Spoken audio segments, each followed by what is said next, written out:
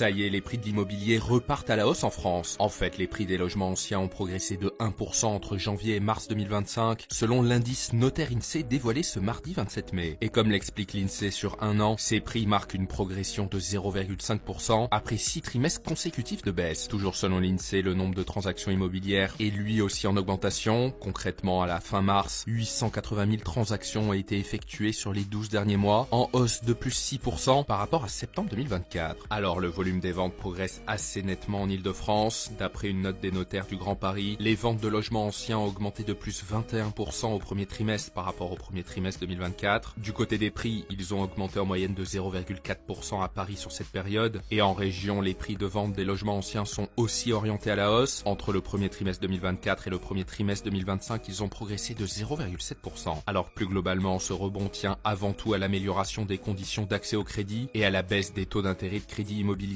tombé à 3% en avril 2025 contre 4,2% en décembre 2023 selon l'Observatoire Crédit Logement CSA. Enfin, la reprise s'observe également sur le marché du crédit immobilier avec 12 milliards d'euros de nouveaux prêts en mars, ce qui est bien supérieur aux 7 milliards d'euros de mars 2024 selon les données de la Banque de France.